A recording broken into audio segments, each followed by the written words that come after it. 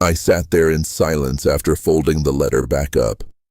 The house was so quiet that I could hear the slow ticking of the kitchen clock behind me, each second passing heavily through the room.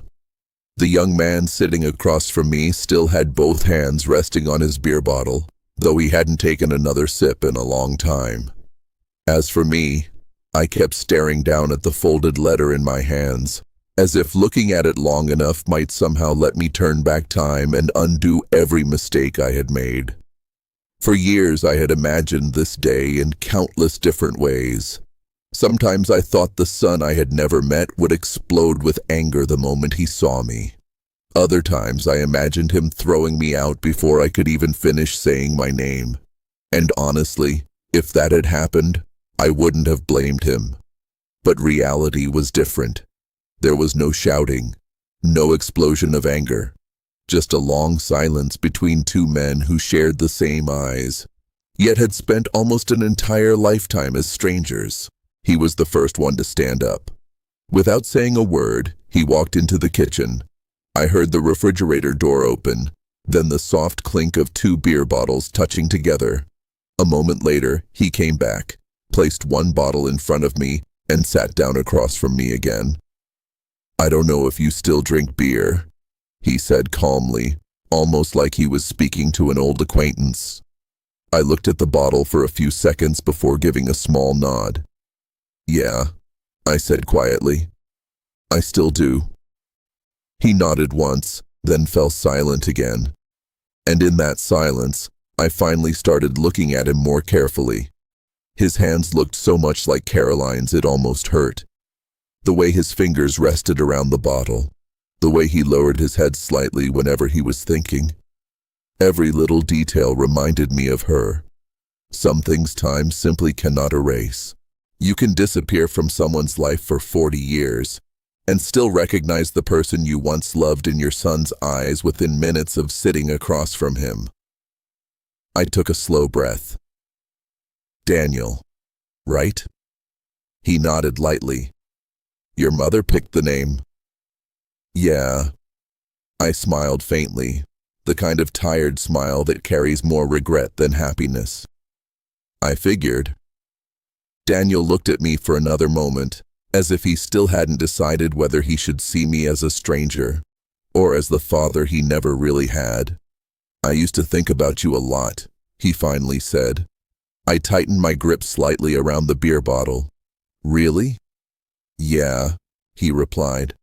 "When I was a kid, I imagined all kinds of things about you." "Like what?" Daniel let out a quiet, bitter laugh while staring down at the floor.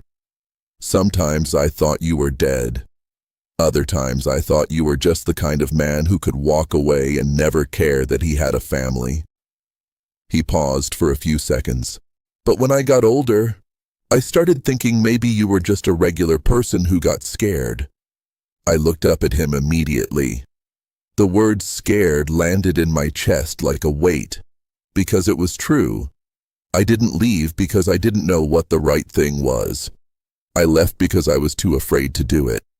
At first I kept telling myself I'd come back in a few weeks, then a few months. But the longer I stayed away, the more ashamed I became. And eventually, that shame turned into cowardice. Some mistakes begin as very small decisions, but over time, they grow into something so large you no longer know where to begin fixing it. "I have a daughter," Daniel said after another long silence. I froze slightly. "How old is she?" "She's 9. I nodded slowly, trying to imagine the face of the little girl I had never met. "She loves drawing," Daniel said, and for the first time his voice softened a little. "She draws on everything in the house. One time she even drew on the kitchen wall." I let out a quiet laugh without thinking. Then Daniel continued, his voice lowering again. "When she was born, I was terrified." He paused, as if replaying the memory in his mind. "I remember standing outside the hospital room for almost an hour. I looked through the glass and saw my wife holding her, and all I could think was that I wasn't capable of this. I didn't interrupt him. I just listened. Then I thought about my mom, he continued. I thought about how she did all of it alone. Daniel stared down at the beer bottle in his hands. And that's when I realized, if she could do it by herself for all those years, then I had no excuse to run away. My throat tightened. Some words don't need to be loud to hurt. I'm sorry, I whispered. Daniel didn't answer right away. He just looked at me for a long moment before speaking. I know. That answer surprised me more than anger would have. I didn't spend my whole life hating you, he said quietly. He exhaled softly. The truth is, nobody can live like that forever. The room fell silent again for a few seconds. But there were years when I really was angry, Daniel continued, especially when I was younger. He gave a faint laugh. Father's Day at school was always the worst day of the year for me. I lowered my eyes. I'm sorry. Yeah, Daniel replied softly. I know. He sat quietly for another moment before continuing. One year, the school held a father and son breakfast. Daniel smiled bitterly, like he was remembering something that still hurt even now. I remember telling my teacher you were away on a business trip. He shook his head slightly. The funny thing is, back then, I didn't even know what you did for a living. I couldn't say anything. That sentence hit me so hard, it almost felt difficult to breathe. Daniel watched me for another few seconds before speaking again. What confused me even more, he said quietly, was how you managed to live all those years without coming back. I looked down at my hands that had fixed thousands of broken cars, but never found the courage to fix my own life. I never forgot you or your mother, I said slowly. There were nights when I drove through this town. I'd just pass by and keep driving. Daniel frowned slightly. You came back here? And left again, I admitted. I paused for a few seconds before continuing. I'd stop at the gas station outside town for a few minutes, then convince myself that coming back would only make everything worse. I let out a tired laugh. People are very good at lying to themselves, Daniel. If they repeat the lie long enough, eventually they start believing it. Daniel stayed quiet. For the first time since walking into the house, I looked directly at him. At first, a mistake is just a decision you make in a few minutes, I said. But time turns it into an entire lifetime. Outside, the evening light slowly began to fade. The last golden rays of sunlight stretched through the window, casting a soft glow over the family photos hanging on the wall. I stared at those pictures for a long time. Birthdays, Christmas mornings, family trips, ordinary dinners.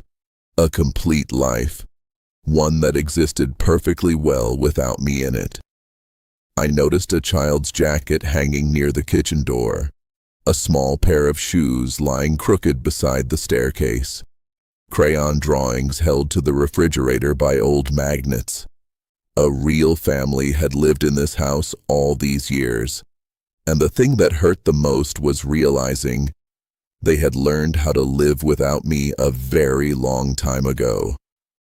My mother never spoke badly about you, Daniel suddenly said. I turned toward him. Really? He nodded. I asked her why once. She told me that if she taught me to hate someone, eventually I'd be the one carrying the weight of it. I closed my eyes for a few seconds. Even after everything I had done, Caroline had still been a better person than I ever was. Daniel stood up, walked into the other room, and came back holding an old box. He opened it, revealing several faded photographs. I've kept these for years, he said. I picked one up. It was a picture of Caroline and me standing outside the diner where we first met. I stared at it for a long time. So long that I almost forgot Daniel was still sitting across from me. When I was younger, Daniel said quietly. I used to look at those pictures and try to figure out what kind of person you were. I guess I disappointed you, I asked softly. He thought for a few seconds before gently shaking his head. Not completely. I let out a small laugh, though it sounded more exhausted than happy. Then Daniel looked at me and asked the question that hurt more than anything else that day. Were you happy? I didn't answer immediately. I looked around the house again, at the traces of a real life, a real family. Then I slowly shook my head. No. Daniel nodded like he had already known the answer. I took a deep breath and finally said the thing I had probably understood far too late. I missed everything, didn't I? Daniel looked at me for a few seconds. Then he answered softly. Yeah. Just one word. But it weighed heavier than any accusation ever could. I missed your first day of school. Yeah. Your graduation. Yeah. Your wedding. Daniel nodded again. I lowered my head, my voice barely above a whisper. I even missed the chance to be called a father. The room stayed silent for a very long time after that. Then, unexpectedly, Daniel gave me a faint smile. You still have a chance to be called a grandfather. I looked up at him immediately. For a few seconds, I didn't know how to respond. My entire life, I had believed I no longer deserved another chance at anything.